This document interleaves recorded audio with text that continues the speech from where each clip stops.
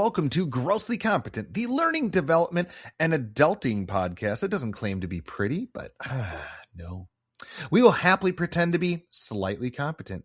I am your host, Steve Council. I'm joined by my co-host, a man that no matter the language is met with a gagging sound, Mr. Patrick Ailshire. Oh, that is rough, and I like it. Wow. Ouch. You know, Steve, you are a man of many talents. Co-hosting a podcast, one of them? You know it's a question mark because your voice has the intonation where it goes up, like, jury. Yeah. Jury's still out on whether or not I am actually even able to co-host a podcast with you. You are the one with more expertise and experience than I am. So I am but a student to your mastership. I am definitely not the SME, that's for sure. Oh, snap. Spoiler alert, folks. That might be what we're talking about. But before we get into that, Mr. Patrick, would you care to let listener land know who is our sponsor of the week?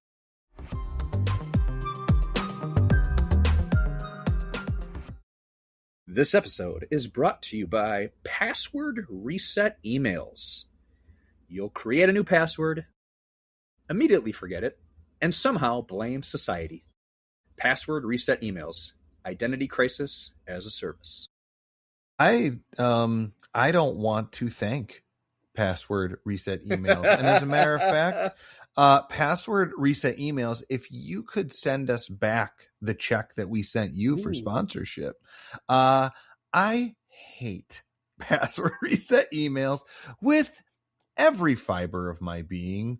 And I think I speak on behalf of roughly 90% of society because no, they're trash. And I like my passwords. I always get the green of like, that's a good one. No one's going to guess that one. Don't make me change it 68 times so I forget things. Or you're going to force me to be lazy and then just enter something that's super simple that a hacker, if they really want my stuff, come get it, I guess, because I'm poor.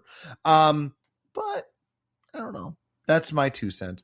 That is also not an invitation to try to hack me. Please don't do that. I might be poor, but I just don't want that headache. So yeah, thanks. I know somebody you can hack. His name is Elon Musk. Yes. So with that, I guess, thanks. Are you a I know at work password's one thing, obviously, right? But like, are you with your personal stuff? Are you a password manager guy? Or what do you mean? Do you What's have that? What do you mean by that? Do you like LastPass or one of those secure password organizers? Really? Oh man, you gotta get into it. Oh, in the noggin. No. You tuck them underneath your mask. Yes, because it feel like I just absorb the content through osmosis, right? Like I'm just like a frog, like the contact with my skin. I'm that's a the LastPass password user, and I love it. I've used it for the last few years. I have a 26 character password to get into my account, and then I've got dozens of any website that I've got an account for. I don't even know my passwords other than the main login, which is not the 26 letters of the alphabet. I promise you that. I was just gonna say it is another. No, it is a phrase that you'll never guess. But it's ZYXWV? No, that is what I needed to learn and know years ago. For the tricks of when you try to show off for your friends and middle school. Well, I thought you were going to claim that as one of those tried and true methods that if you have a couple beverages and you get pulled over, that'll fool the cops. No, yeah, that'll get as you're walking in a straight line. Whoa, one thing at a time, officer. Yeah. Whoa, that's great. You know the alphabet backwards, but you smell like a distillery, so you're still getting a ticket. And when I want you to follow with your eyes, I don't mean move your head back and forth. Noted. Yes. Duly. Yes. Duly. Noted. Well, Mr. Patrick, what's going on, man? Steve, I want to let you know I am recording remotely, not at my apartment today in the great city of Milwaukee. I have took the show, unbeknownst to you, took the show on the road. I am in the great area of Circus, yes, Door County. No way, you're in Door County right now? I'm in Door County. Okay, so listeners, obviously we are a audio only format, and that is for your safety. I was looking at the background of Patrick, and it looks like siding of a house. And I was thinking like, oh, well, maybe he's like visiting family or something like that. But you decided to record on the road. I decided to record out. That's dedication, baby. Is it? It's kind of crazy. What could have happened was it could have been hey, Steve, I'm heading out of town. Can we record on Wednesday or when I get back? I was packing up my stuff this week and was like, I'm going to bring my microphone and my laptop and I'm just going to record on vacation because I'm a loser. Nerd alert. Seriously. Wow. What's Uncle Patrick doing? Just don't worry about him. Just my nephew him. When I was working on getting everything set up for today after I got up here a few hours ago. Yeah. My nephew walked in and he was like, "Are you recording your podcast?" And I said, "I will be later." And then my niece was like, "Who's your guest?" And I said, "Oh, it's just my co-host and I today." Yeah. She said, "Is he coming up here?" Oh. I said, "No, let me I wasn't invited." No. That is it true. Is, folks. It is because it's your family, right? Like it's like a family excursion. Yeah, you do every big year. family. Yeah, we got a good 30, 40 of us up here. You know what that means?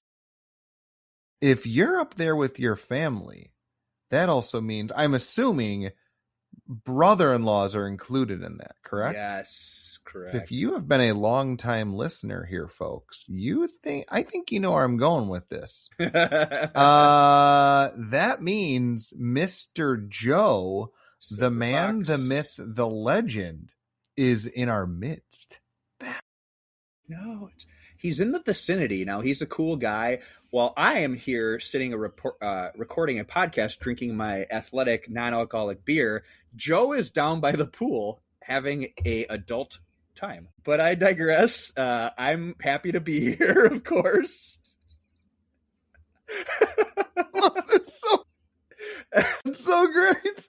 What I should have said is when you noticed that there was siding, I could have said that I was kicked out of my own house and I have to record outside now.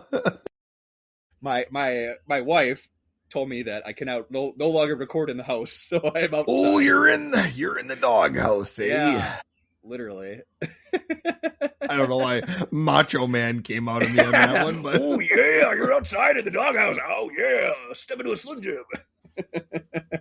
Oh my god, talk about stupid tangent. So Macho Man, one of my coworkers, he's been battling a cough for a while. I don't believe that's a HIPAA breach. But yeah, he's just been battling this cough, right? And he went to the doctor for the second time now yesterday. He's like, gosh, this is really annoying. I'm like, well, did they give you anything in addition? He's like, yeah, they gave me this like inhaler and they gave me a steroid.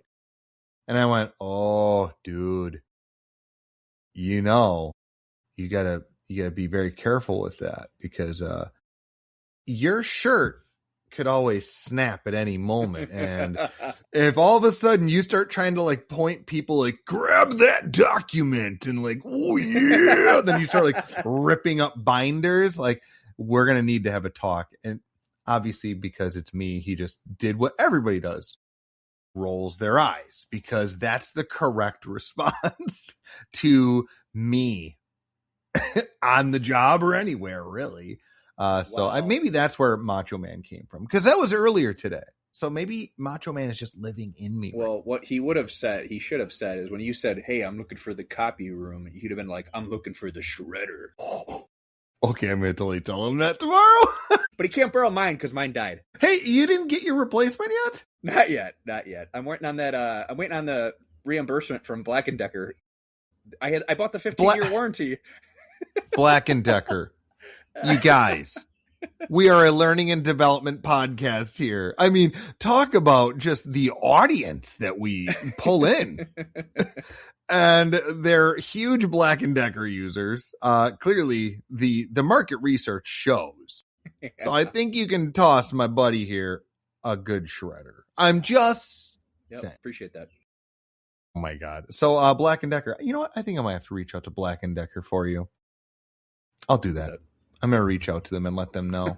That'd be great. Nothing against password reset emails. I mean, they were terrible as a sponsor, but Black & Decker, now that's a sponsor I can get behind.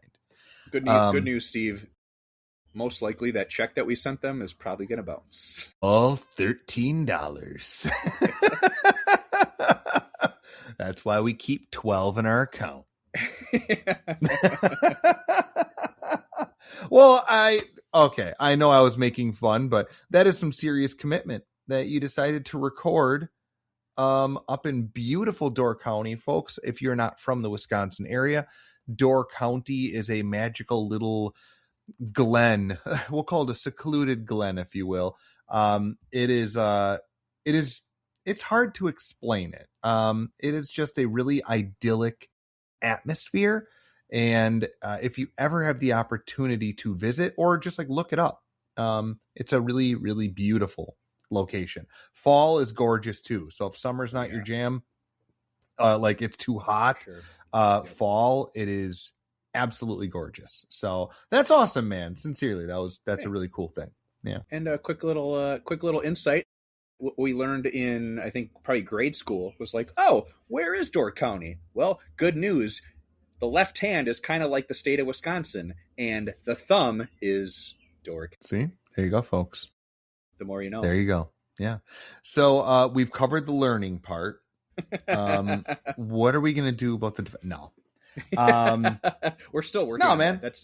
We're 40 some episodes in. We're still working on the development. Yeah, part. we are. We're developing as people. We're developing as people. Yeah. Now, I actually do have something I want to talk about that involves development. So this is honestly pretty perfect. Well, and you may or may not have spilled the beans a little bit earlier. But let me give some context here. So this has been a crazy week for yours truly, but a good one. A lot of great reasons though. I have something that I would like to talk about that I just recently celebrated. And by recently, I mean today, as a matter of fact. I have officially been. No, but I appreciate it. Okay. I appreciate that. My birthday is on February 31st. Got him again. Yep. So go ahead and mark that. Go ahead and mark that in your calendar. No, I have officially been in my role at the organization I'm with for 1 year. Hold for applause.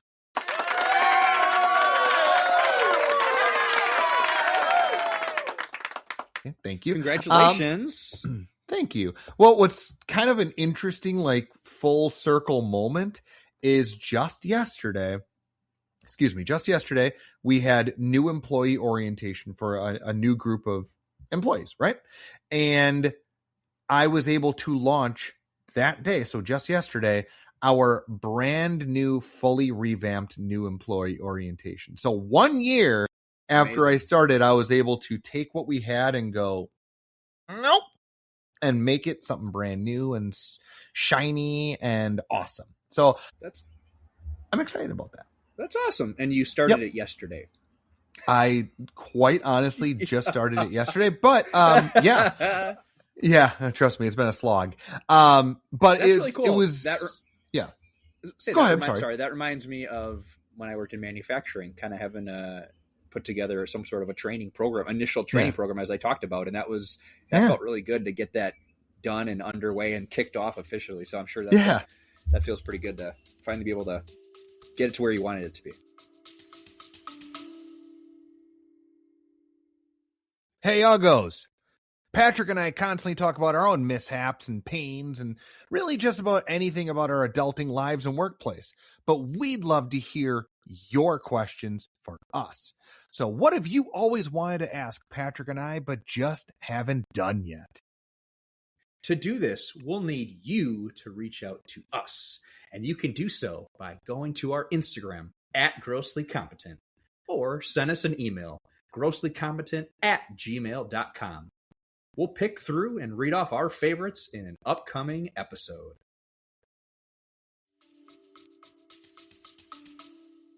Yeah. And this is the development part, right? Like, so what's kind of interesting is, as far as building this new employee program, I had to work with subject matter experts. Now, there was a new employee orientation program that I participated when I first started, and it needed some work. And that is not meant to be a slight on anybody. But the context, it was an 8.5-hour day, and it was a PowerPoint presentation of over 250 slides.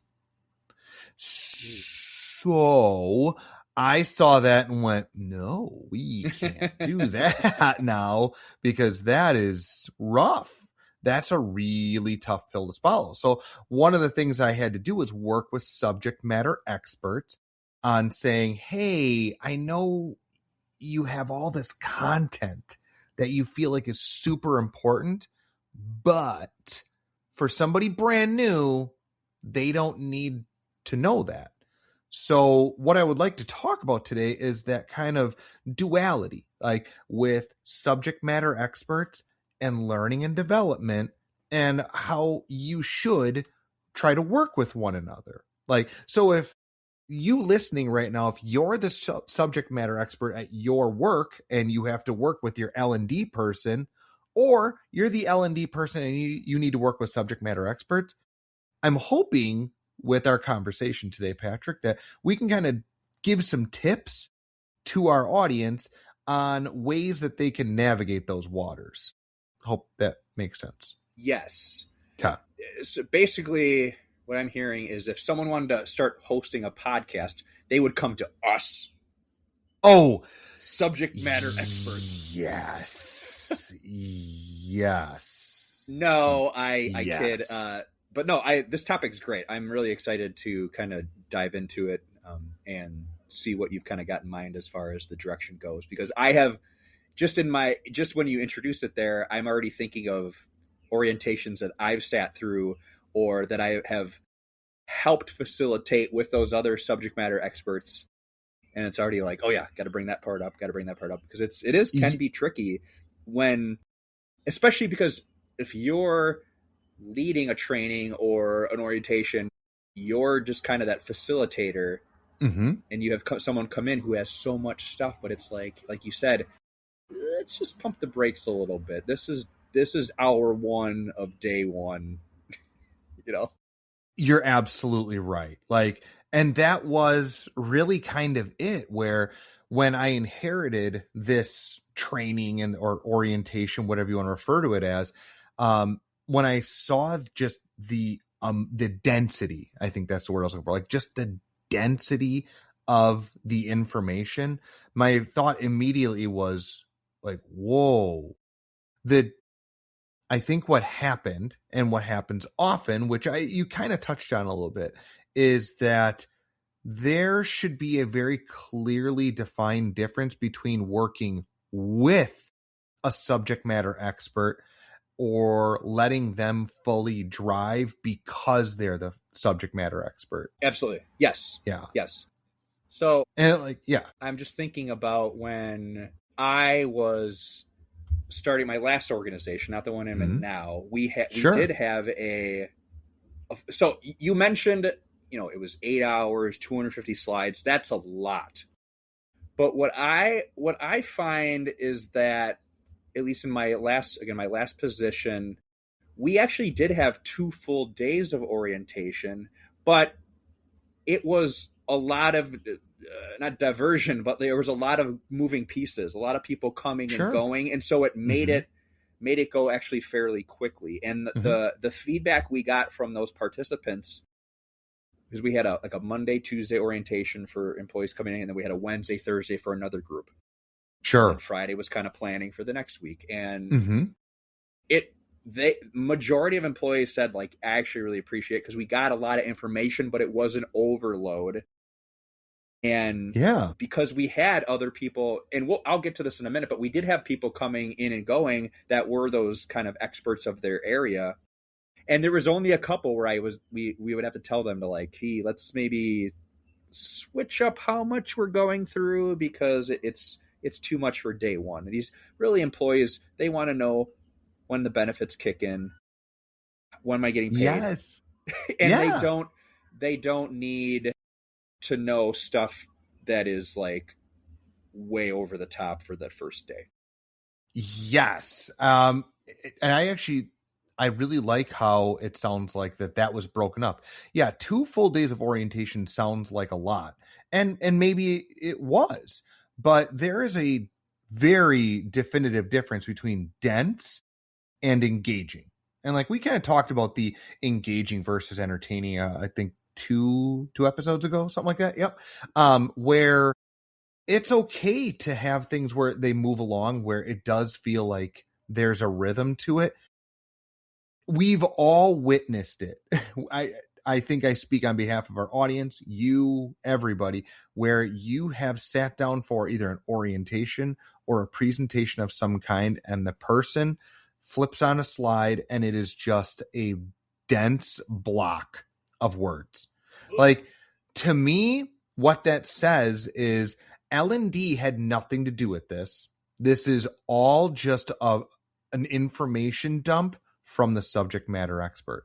And that is not meant to be a critique or to make fun, because subject matter experts play a seriously powerful role, but they're subject matter experts in that topic, not in how people learn, which it sounds like you were able to navigate those waters with having multiple day orientations and whatnot.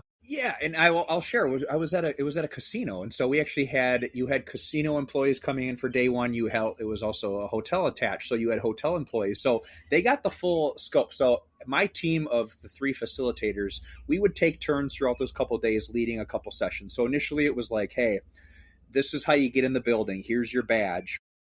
This is how this works. This is how you clock in, that type of stuff. And then it was benefits come to talk, right? And so it's a new speaker coming in. Okay, stretch break. Payroll comes to talk. Okay, get up and move around. Now we're going to go take a tour of the building. So it was all these things here. And really, they all did a fantastic job. The only one we kind of really talked to was like IT, because there was a gentleman come in. He had worked there for a long time. He was very knowledgeable with his role, but he was telling them stuff that was like way too deep. Like some of these guys, they just need to know how to log into their computer. Like of course, give them tips for password setting and stuff like that. But like, you don't need to go down. I mean, it was a way too long. And so that was one of those conversations we had, like, hey, I like what you're doing here, but we got to scale this back a little bit because you're losing everybody. And so, but over those couple days, of course, it included breaks and lunch. It was a nice intro to the company itself. And we had the HR manager come in. We had one of the director level leaders. It could be the CEO. It could be someone else that come in and just talk to the group. So they got to see firsthand, like, this is what it's like working here. So, but to your point, as a facilitator, while yes, we can be necessarily these trainers, I still think my role as a facilitate is really to facilitate those sessions. I'm going to throw out some information. I'm going to get the group thinking, discussing, and learning while I mix things up with presentations, videos, activities, small group discussion. It keeps things moving along, like I mentioned before. Yeah. So, there's those subject matter experts who are going to provide that thorough information, especially if it's out of my scope. But it's helpful, one, to bring someone who knows what they're talking about, but also that can read the room and knows the audience, that they're not going to throw up that huge, that blurry image, or the pages and pages on one slide where it's like, okay, it's too much. Yeah. I agree with you. And one of the challenges that I had, so I'm going to kind of take what you were saying and throw a little bit of a wrench into it. And one of the struggles I had with revamping this orientation is, well, it already existed. So everybody out there is probably thinking, well, how hard could it have been then? Like, you just have to change a couple slides. Woo. What I was running into is subject matter experts were given full, for lack of a better term, creative license in the slides they were able to produce and create. And now there's this schmuck, and I am pointing to myself, that comes in and goes, I'm going to take a machete to your presentation because there's no reason why you should be going through 80 slides in an hour. Like, that's too much. So it was a bit of me trying to finesse and explain to these subject matter experts of, you clearly want people to retain this information. I would like for them to retain it too. You are making them drink out of a fire hose, though. Like, you've had years to retain this information through experience and know-how. You're trying to jam all of that content into a 1 hour session down somebody's throat that's just starting. And to like what you said, their biggest thing on mind is, when is payday? Where are the bathrooms? Right. What's the name of my manager again? Like, they're just starting. Give them some space. And the funny thing is I was finally able to navigate those waters. I was able to refine and cut and just manipulate all these different slides. So I took it down from, I feel like the last number was like 273. Like, it was a lot. I was able to bring it down to 97. And instead of it being a 8-hour day, it's a 5-hour day. So it is a huge, so 5 hours, including a half an hour lunch and opportunity for us to get up and walk around, take a look at some of the sites.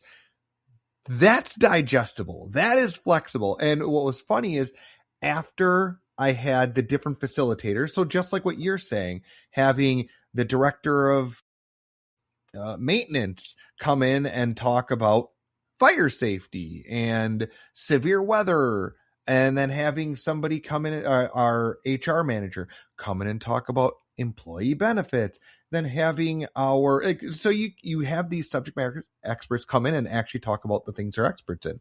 Great. What I did was I steered the conversation with their slides and made it, I used the Gregory Tall, 10 words or less. And I really forced that in there. It allowed them an opportunity to engage with having conversation, not be tied to, I have to read everything on the slide, which was an issue. They can throw in their own anecdotes and, I have a story about this. It makes it personable. Every single facilitator or speaker, when they got done, we're like, well, that was way easier. Yes. And that's what I wanted. And the audience could sense it too. Like, this isn't so sterile and dense. It's like, it's a bit more lighthearted. We can have a little bit of fun with this, even though you're telling me what to do in the case of a tornado. Okay.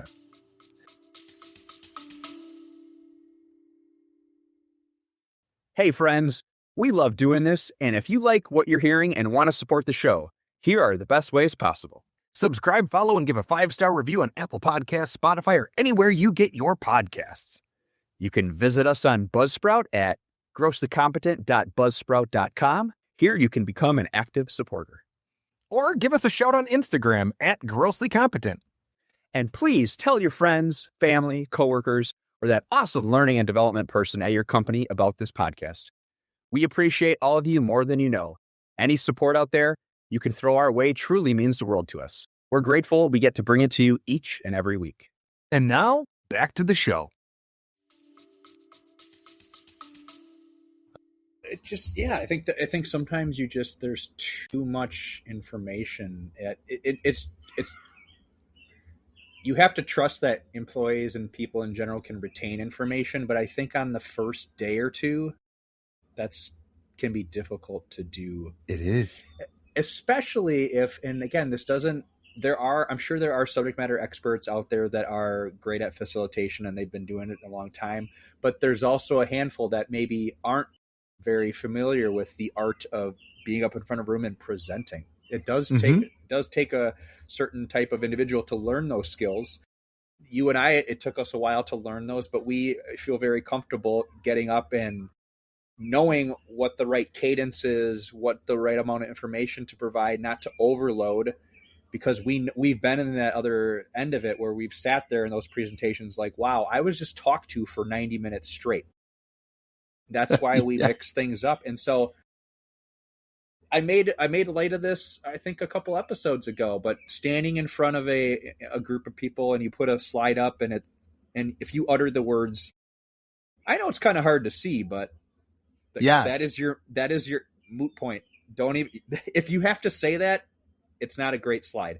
Mm-hmm. And so, and also just thinking back to how much of this information, and okay, let me just, a quick aside. There's going to be topics where they're just boring. Whatever that case might be, it just may be really, or I don't say boring. We'll say dry information. Okay. Boring is totally acceptable. I think we all can agree with that. And there might be, you might have to facilitate that or train that sometime. But the idea is to, again, how can I break this up? How can I make this a little bit more enticing or engaging for my audience by letting them share, letting them talk amongst each other? So it's not just me talking at them, God, it's funny you say that about the, for lack of a better term, boring topics, right? Let's be honest, man. Like, not everything is this like highly engaging and entertaining and exciting topic. It's not. Ooh, cybersecurity. Tell me more. And it's kind of one of those things like, who gets excited about cybersecurity are people that already know about cybersecurity, like your IT staff. They're sweet. Well, guess what? They already know like what to do. Your layperson's like, yeah, whatever. And I think to your credit of what you're saying about these types of topics, and I would challenge anybody listening right now, like take something that you are passionate about, right? Like that a lot about. Now try to explain that in a short time frame to somebody that has no understanding of it whatsoever. That's tough. Like, you and I, like this is our job. Like learning and development is what we do. Over the weekend on Father's Day, as a matter of fact, I sat my son down to teach him how to play the card game cribbage. Okay. And I've taught people how to play cribbage before, but usually they're like my age or similarly my age. It was a very different experience for me to teach that game to a 10-year-old.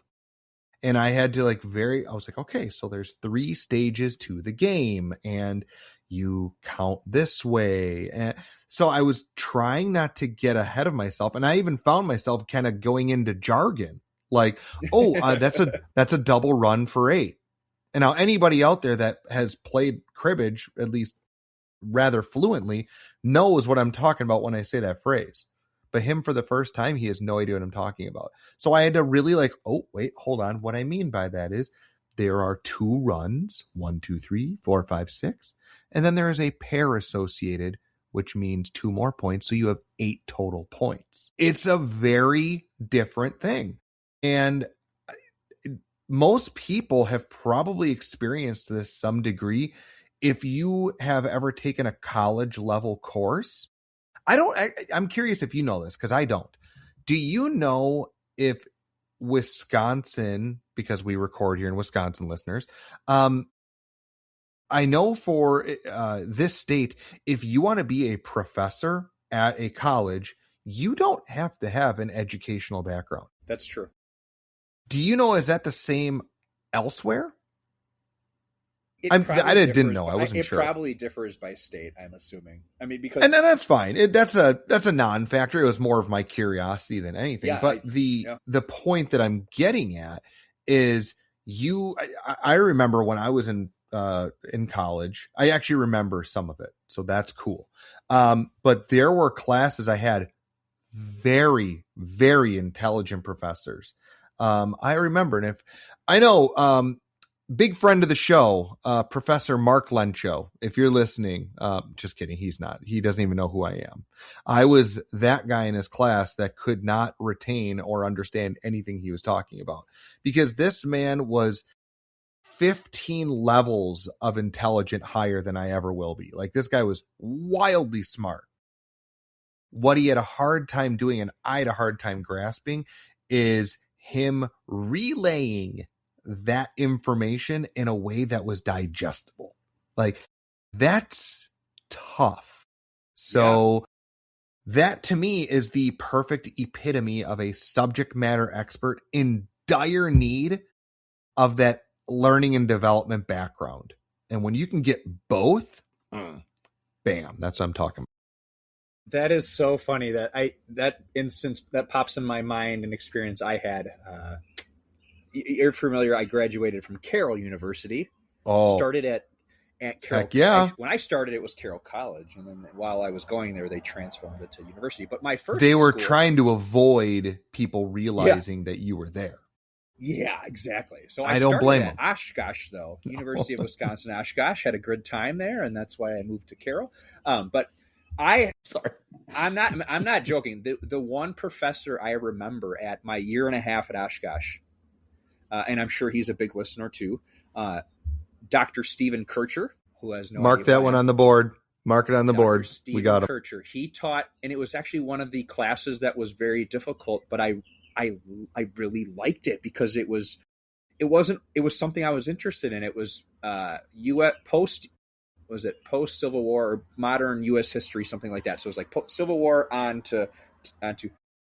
So no, it was. I'm sorry. It was what were you talking about? He made it interesting, but I'm sorry. He had the vocabulary of like a Dennis Miller. Like, just I remember taking notes and being like, I don't know what that word means, and then literally, I'm not making this part up. Like 6 or 7 weeks into the semester, someone was like, what does that mean? And he was like explaining this, and then someone's like, well, you said this last week. What does that mean? And he stopped the class and he goes, has there been other times where you don't know what I'm saying? And like, there's a class of like 40 people. Everyone was like, yeah, most like every other sentence you say something. So he was like, oh crap, sorry, you guys have to make sure. And so he was trying to like dumb it down for us, but he had such an expansive vocabulary. But I really liked the class, and I worked my butt off for that B-. Mind you. Hey, I felt good about it. It was like, Steve, you remember this? This was like writing essays in the blue books. Do they still do blue books? I don't know if they do. I doubt they do blue books, but that was like I have to fill this whole book at this exam, and like being proud of it. I'm going to work my ass off for that B-. Yeah. I love it. I digress. No, I love that story. Now I have to throw it back to you. So, Mr. Mark Lencho was the epitome of being a subject matter expert, but not being able to relay the content in an effective manner. Very smart man. I mean, wildly smart. Also a very kind man. So I don't want this to be demeaning in any way. Now, to what you're saying, my very first class I remember I took in college. I don't even want to name the college because I don't want them to like grab pitchforks and say like, take it back. Like, okay. So I went to a school, right? I had introduction to philosophy, and it was my freshman year, whatever. And you know what you want to do at 8 a.m. Monday, Wednesday, and Friday? Yes. Is you want to talk about philosophy. But I find that stuff rather engaging and interesting. But it could also be an extremely dry bit of content, right? So Dr. David Cartwright was my professor. And this guy, I'm trying to think of the best way to describe him. He was amazing. He had this wildly dry sense of humor that almost like he would be 3 sentences past the joke and you're like, oh, like one of those. But he had a way of delivering serious and then joke in the same tone. So you really had to pay attention. And like the way he would explain things, like when he would talk about like Descartes or like Kantian philosophy, he'd be like, the way he would explain to us, be like, all right, so one day after a grueling day of teaching these kinds of classes, I go down to the local store and grab myself a handful of Boone's Farm, because that's what you do. And in the process of purchasing this, I noticed that the price on the bottle was different than that was on the shelf. And when I went to go buy it, like, so he would like explain things in these really like obviously not real scenarios, but he did it in a way that like you would sit there and kind of chuckle at it like, oh my God, this guy. But I still, that was over 20 years ago. And I still remember his stupid stories, but it also helped me really understand what those different philosophies meant. It was just like, but it was such a, like, he took dense, boring, old white man material, like huge beard, like, let me talk about how smart I am. And he was able to put it in ways that we all understood, we all laughed, and we also did our exams in blue books. So I completely get what you're talking about. Yeah, did wild. We talk about that on this podcast? The blue books? Of why stories are more memorable than facts. Or was I doing a training? I might have been doing a training on that. It was. Oh, I don't think it was we a have, point of I can't recall where that was, but it was a point that was made of like, this is why when people tell stories, they're more memorable than hearing just numbers, because it's something that's relatable versus like just a random 1948. Well, what year was that? I don't know. Well, if you know the story behind it, it might have helped you. Yeah, with that. It was 2 years prior to 1950. Yeah. Nailed it. That was really dumb. Nailed it. No, but I do love that for a future topic of talking about the power of storytelling. Yes. In learning and development. Knock that one. Hey, editor, put that one down. That'd be great. Thank you. Hello, editor. They came over to county with me. Our editor is so late. Awesome. That's what I was trying to say. They're so lazy. Awesome. Lazy awesome. Wouldn't that be great if our like secret editor was Mr. Joe? He's the man behind the whole organization. There would just be pulling strings. There would just be random inserts of him being like, bruh. No, that's absolutely not even remotely what Mr. Joe is like, which is the best. I love how we're painting him out to be like this, like gym bro, like, bruh. And the nice thing is we don't have to worry about hurting his feelings because he's not listening. Okay. No. He is too. He's a faithful listener. He did ask me at a family event months ago of still doing that podcast thing. I was like, well, yeah. Yeah, didn't you hear it last week? The last episode we talked. Aren't your ears ringing? We talk about you all the time. It's that meme from, I think it's Mad Men, where like the meme is like, I feel sorry for you, and he's like, I don't think about you at all. I don't even think about you at all. Yes. God, it's so scathing. That is so good. Yes. That was just, yep. Mad Men, right? Yeah. Somebody out in listener land is yelling at us like, you guys are so stupid. But that's yeah, I agree with you, man. Like, storytelling is so important, and I wonder, to kind of like circle back to the whole subject matter expert learning and development bit, is sometimes you have to know what stories to tell in order to convey a certain message. Like, depending upon what field of expertise you have, you can't just reach for the top shelf on some of these stories. Like, you have to be able to explain things like I'm 5 and understand that, especially when it comes to like new hire orientations or something like that, there are so many other things on their plate that you trying to make them just eat that 1 hour of content that you have had all this time to digest is really unfair, because at the level they're at, they're trying to remember people's names. Like, that's the level they're at. That is the equivalent of me going into my daughter's class. She's going into 2nd grade this coming school year, and me being like, okay, we're going to talk about the themes of The Great Gatsby, because I know you can read, so this is what we're going to do. No, that's not fair. Like, no, you're right. They can read, but they can read at a certain level. I need to make sure that I'm at their level, which they... Mr. Gatsby's a dick, Mr. Steve. No, that is Tom Buchanan. Tom Buchanan is the dick. Get your facts right, little girl. And that's what I would say if I was in her class. Like, I'm sorry, do you not understand what the green light over the sound means? Are you serious? Did you even read it? Cliff Notes. And the answer... Remember Cliff Notes? The Great Gatsby is great because he is great. We're done here. We're done here. And he's You don't even mention Nick. Where's Daisy? What a story. Anyway, I know. I didn't realize we were going to get into so much Great Gatsby talk. But we can.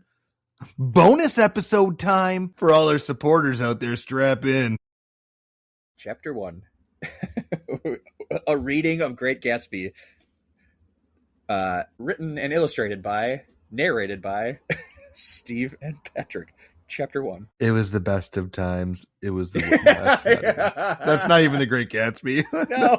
that's a Tale of Two Cities. Anyway, nerd alert. But yeah, I don't know. Did you have anything you would like to add on this? No, I think it's a really fascinating topic, and we could probably go on and on, because there's and we kind of just really touched on the initial like orientation, kind of like you can't have too much the first few days of work or whatever, you get overloaded. But like, even if you were in the heart of, if it was just a mandatory training for employees and you wanted to have like a special guest, there's also that kind of that balance of, okay, well, how much are you going to share? I have to kind of like herd the cattle here to make sure that everything's running smoothly. Mm-hmm. I shared this with you, Steve, off the air a few weeks ago about in a meeting we had. It was just someone came in and gave a presentation. It was like way too much stuff for like an actual meeting of employees. It was like, so that's the tricky part of trying to balance all that. And so that could go both ways of, new for employees, it's too much because it's all brand new, and we're trying to just again learn where our where we clock in and where we go to eat our break time or whatever. But then also, what are the level of employees? How much do they need to know? Are they frontline? Are they director? Are they executive? There's a certain, and that's maybe that's a topic for another day we kind of go a little bit further with this too. Yeah, I do like that because you're absolutely right. Like you really have to play to the audience. And I do understand that with new hire orientation, you are often giving it as a generalization, right?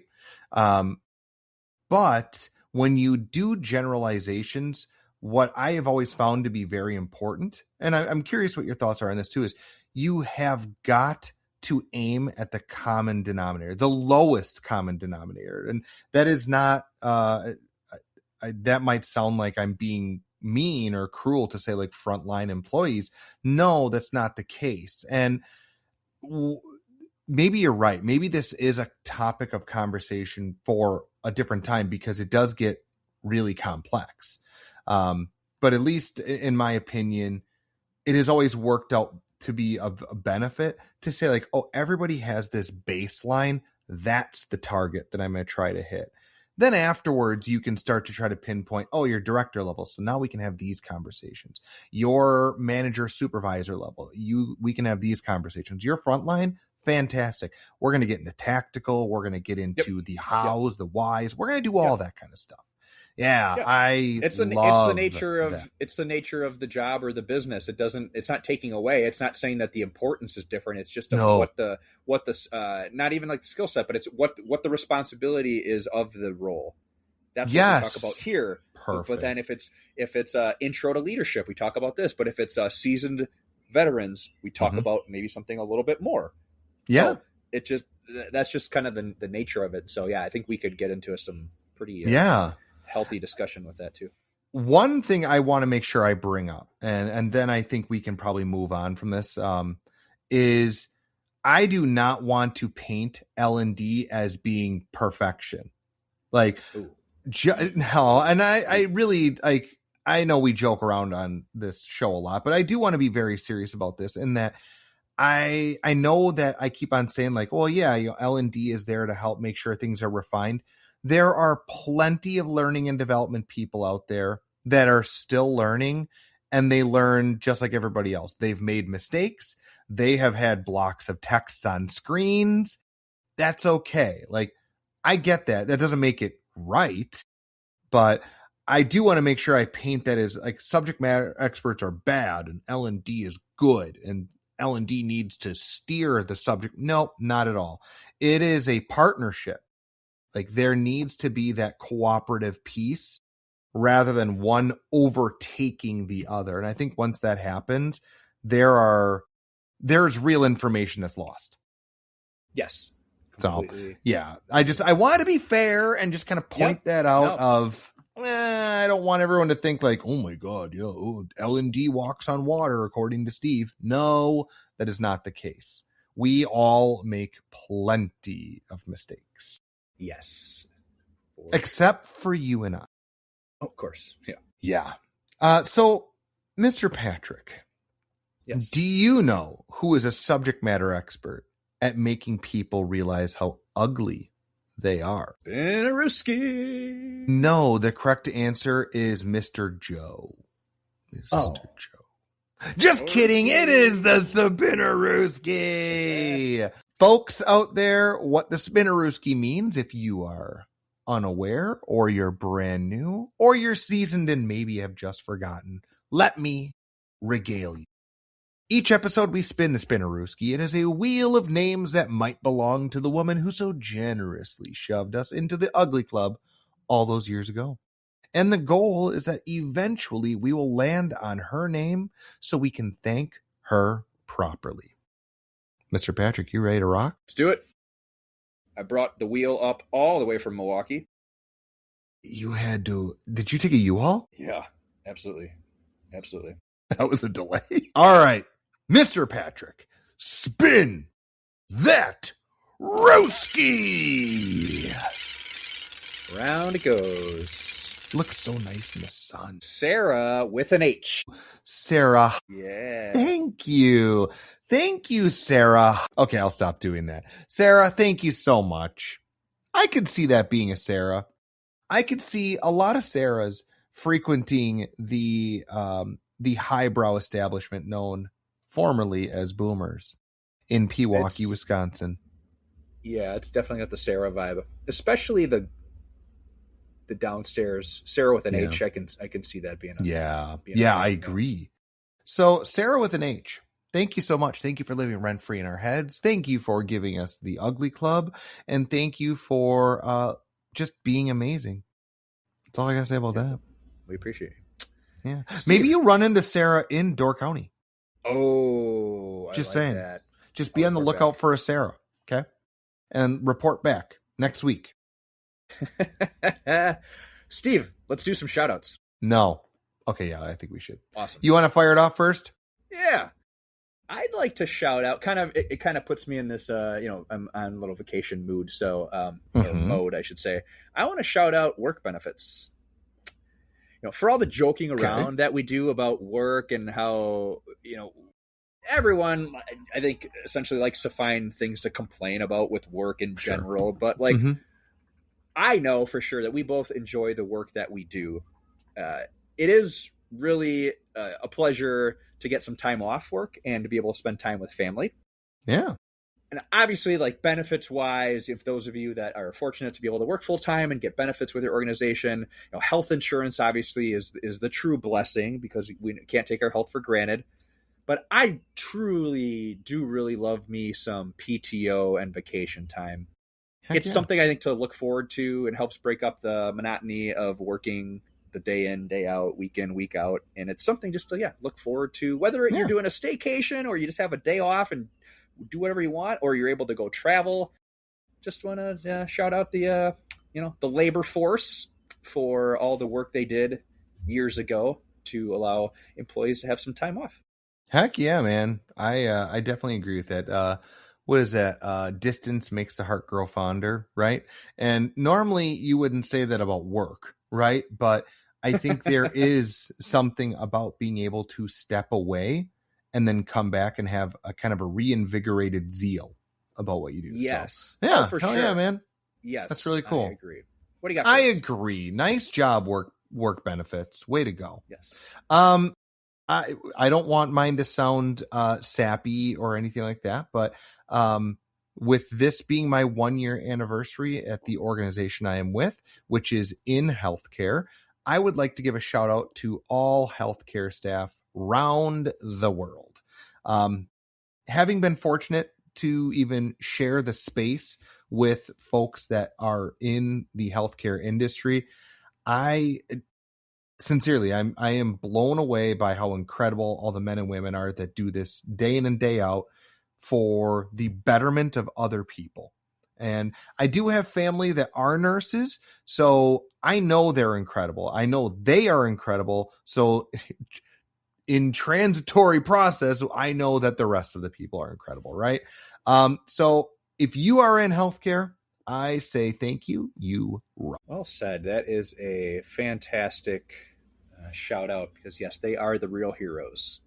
Yep. And now if they could fix my face.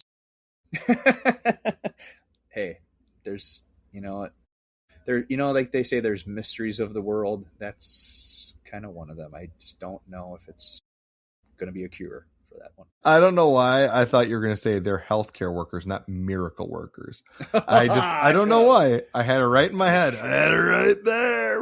I'm already one NA beer deep, Steve. So, forgive me. I'm on vacation time here. Whoa. I felt like I could hear the Bob Marley slightly playing in the background, but all right. Well, I don't want to keep you any longer from the Aylshire clan. Uggos, that's it for this episode. Thank you again. Thanks for coming. We'll see you next week. And I believe now is time. Now, this is good because you're outside. You have to make sure you sing nice and loud for all to hear. Ugly.